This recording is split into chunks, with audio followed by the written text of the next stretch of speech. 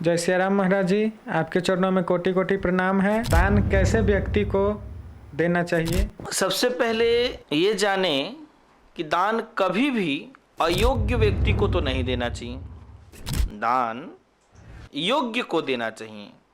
इस संदर्भ में एक छोटी सी कथा आती है संत श्री एकनाथ जी की।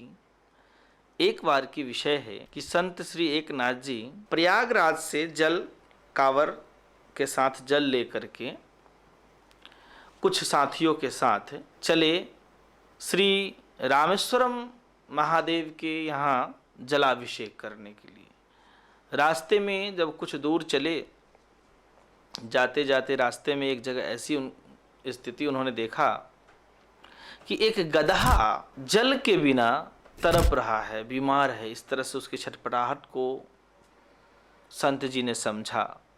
संत श्री एकनाथ जी ने बड़ी दया आई। तो स्वाभाविक है, संतों का स्वभाव है सभी पर दया करना। दयाया सर्वभूतेषु संतुष्टया येन केनवा। तो संत जी को दया आई और संत जी उस गधे के पास जा कर के थोड़ा सा जल पिलाया। कांवर से अपना जल निकाले और पिलाया।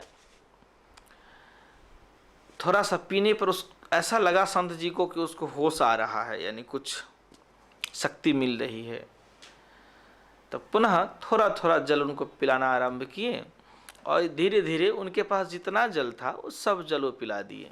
पिला देने के पश्चात वो उठ खड़ा हुआ, बैठ गया। बड़ा अच्छा हुआ, आनंद हुआ। संत एकनाथ जी बड़ा खुश हुए, बड़ा संतुष्ट हुए। पर उनके साथीगण कहते हैं कि आपने तो यात्रा को भंग कर दिया। जो जल महादेव के चढ़ाने के लिए रखे हुए थे या ले जा रहे थे यात्रा में हम लोग, तो वो जल आपने क्या किया कि गधे को पिला दिया। अब तो यात्रा भंग कर दिया, फिर जल आपको लाना पड़ेगा। फिर हम लोग क्या, मैंने फिर साथ तो नहीं जा पाएंगे आपके। तो उन्होंने कहा कि नहीं नहीं, देखो हमारा जो जल है महादेव जी ने यहीं से स्वीकार कर लिया। जब सभी जीवात्माओं में परमात्मा का निवास है, इस गधे में भी परमात्मा का वास है, आत्मा है। इसीलिए इन्हें हमने जल पिलाया, तो इसके माध्यम से महादेव को पहुंच गया और वो हम पे कृपा अवश्य करेंगे, ऐसा वो समझाते हैं। इसीलिए दान देने का इसमें जो हम लोग को सीख मिलता है कि योग्य व्यक्ति को दान देना चाहिए। किसे देना चाहिए? जिसे जरूरत है। कोई भूखा है तो उसे अन्न आदि देकर भोजन देना चाहिए, कोई प्यासा है तो पानी पिलाना चाहिए, या किसी व्यक्ति विशेष को जो जरूरत है, अभाव है, जो मेरे द्वारा पूरा करने पर उसका और विकास हो सकता है, वह स्वस्थता को प्राप्त हो सकता है, वह मेरे थोड़े सहयोग से उनका जीवन कल्याणमय हो सकता है। तो इस तरह से योग्य व्यक्ति को ही दान देना चाहिए।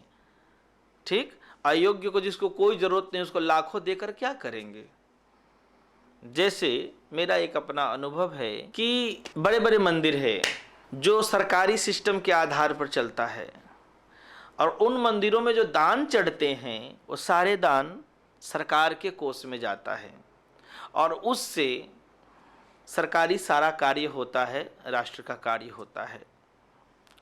पर वास्तविक में जरूरतमंदों को नहीं मिल पाता है, या धर्म का विकास या जरूरतमंदों को वो नहीं मिल पाता है। उसी में जो अदर, जैसे चर्च वगैरह में दान जाता है उस ट्रस्ट में, या मस्जिद आदि में जाता है दान, तो वो फिर राष्ट्र के काम नहीं आता, वो फिर देश को काम नहीं आता। लेकिन हिंदू मंदिरों में जो चढ़ता है, भगवान के चरणों में जो चढ़ता है दान, बड़े बड़े मंदिरों में, वो सरकार के काम में चली जाती है। इसके कारणवश तो आपका जो सनातन धर्म है उसमें धन के व्यय न होने के कारण, खर्च न होने के कारण तो विकास तो रुकेगा ना।